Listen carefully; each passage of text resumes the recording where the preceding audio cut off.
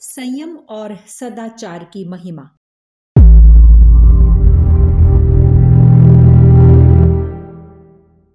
अपने जीवन को शुद्ध और समृद्ध बनाने की साधना जिन्होंने की है, वे अनुभव से कहते आए हैं कि आहार शुद्धो सत्व शुद्धि।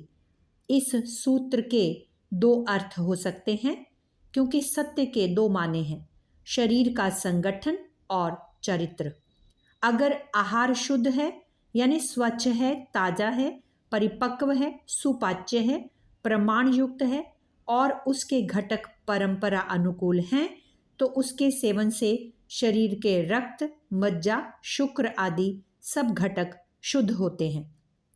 वात, पित्त, कफ आदि की सम्य अवस्था रहती है और सप्त धातु परिपुष्ट होकर शरीर सुदृढ़, कार्यक्षम तथा सब तरह के आघात सहन करने के योग्य बनता है और इस आरोग्य का मन पर भी अच्छा असर होता है।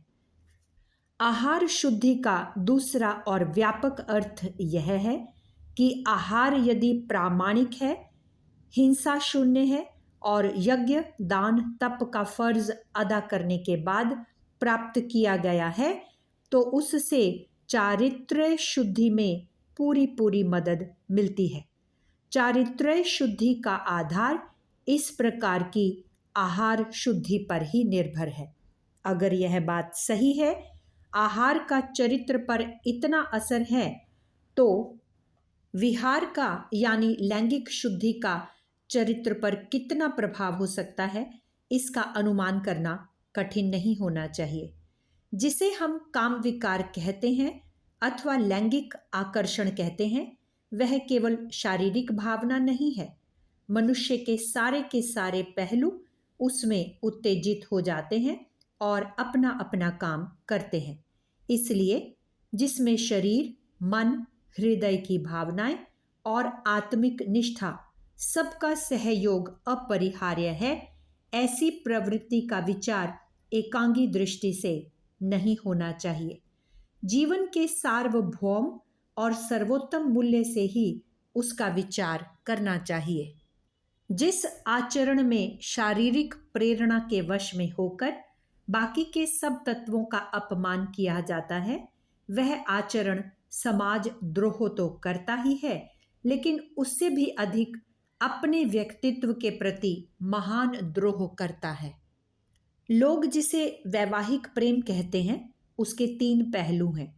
एक भोग से संबंध रखता है, दूसरा प्रजातंतु से और तीसरा भावना की उत्कटता से।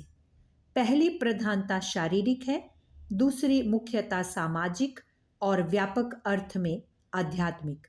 यह तीसरा तत्व सबसे महत्व का है और उसी का असर जब पहले दोनों के ऊपर पूरा पड़ता है, तभी वे दोनों उत्कट, तृप्तिदायक और पवित्र बनते हैं। इन तीनों तत्वों में से पहला तत्व बिल्कुल पार्थिव होने से उसकी स्वाभाविक मर्यादाएं भी होती हैं।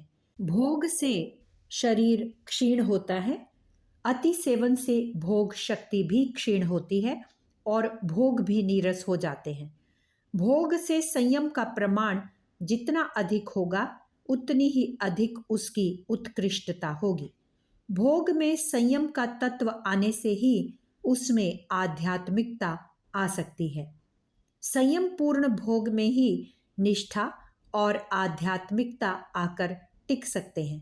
संयम और निष्ठा के बिना वैवाहिक जीवन का सामाजिक पहलू कृतार्थ हो ही नहीं सकता।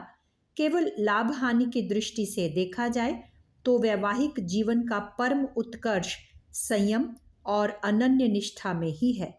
भोग तत्व हार्दिक और आत्मिक होने से उसके विकास की कोई मर्यादा ही नहीं है।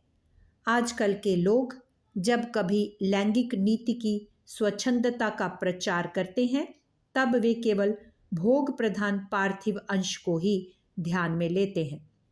जीवन की इतनी शुद्ध कल्पना वे ले बैठे हैं कि थोड़े ही दिनों में उन्हें अनुभव हो जाता है कि ऐसी स्वतंत्रता में किसी प्रकार की सिद्धि नहीं और न सच्ची तृप्ति।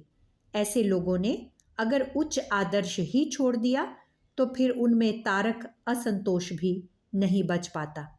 विवाह संबंध में केवल भोग के संबंध का विचार करने वाले लोगों ने भी अपना अनुभव जाहिर किया है। एतत् काम फल लोके यथ द्वयो एतत् चित्तता अन्य चित्त कृते कामे शवयो इव संगमः। यह एक चित्तता यानी हृदय की एकता अथवा स्नेह ग्रंथि अन्य निष्ठा और अपत्य निष्ठा के बिना टिक ही नहीं सकती, बढ़ने की बात दूर रही। संयम और निष्ठा ही सामाजिकता की सच्ची बुनियाद है। संयम से जो शक्ति पैदा होती है वही चरित्र का आधार है। जो आदमी कहता है कि मैं संयम नहीं कर सकता, वह चरित्र की छोटी मोटी परीक्षा में उत्तीर्ण नहीं हो सकेगा। इसलिए संयम ही चरित्र का मुख्य आधार है। चरित्र का दूसरा आधार है निष्ठा। व्यक्ति का जीवन तभी कृतार्थ हो सकता है जब वह स्वतंत्रता पूर्वक समष्टि में विलीन हो जाता है। व्यक्तिगत स्वातंत्र्य को संभालते हुए अगर समाज परायणता सिद्ध करनी हो तो वह अनन्य निष्ठा के बिना हो नहीं सकती, और अखिल समाज के प्रति एक सी अनन्य निष्ठा तभी सिद्ध होती है जब मनुष्य ब्रह्मचर्य का पालन करता है, अर्थात कम से कम वैवाहिक जीवन को परस्पर दृढ़ निष्ठा से प्रारंभ करता है। अनन्य निष्ठा जब आदर्श कोटि तक पहुंचती है तब वहीं से सच्ची समाज सेवा शुरू होती है। अंत में हम यही कहना चाहते हैं कि मन के हारे हार है, मन के जीते जीत।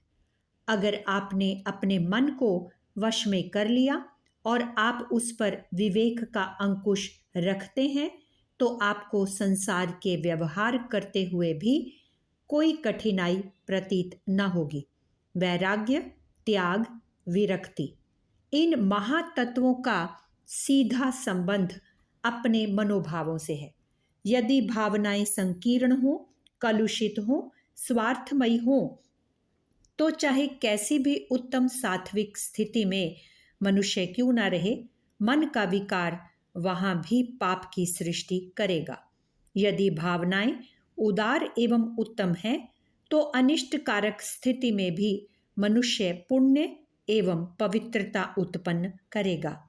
महात्मा इमर्सन कहा करते थे कि मुझे नरक में भेज दिया जाए तो भी मैं वहां अपने लिए स्वर्ग बना लूंगा। वास्तविक बात यही है कि बुराई भलाई हमारे ही मन से उत्पन्न होती है। हमारी इंद्रियां अगर बुरे मार्ग पर जाती हैं तो उसकी जिम्मेदारी किसी दूसरे पर नहीं वरन स्वयं अपने मन पर ही है। अगर हमारा मन सुमार्गगामी रहकर इंद्रियों को संयम में रखे तो समस्त सांसारिक कार्यों को करते हुए भी हम सादगी के अधिकारी बन सकते हैं। गायत्री मंत्र के दे अक्षर की व्याख्या इंद्रिय संयम। लेखक पंडित श्रीराम शर्मा आचार्य। अगर आपको हमारी यह वीडियो पसंद आई हो तो इसको लाइक करें, कमेंट और शेयर ज़रूर करें और हमारे YouTube चैनल ऋषि चिंतन को सब्सक्राइब भी कर लें। साथ ही बेल आइकन को भी दबाएं ताकि आपको आने वाली वीडियोस की नोटिफिकेशंस मिलती रहें। धन्यवाद।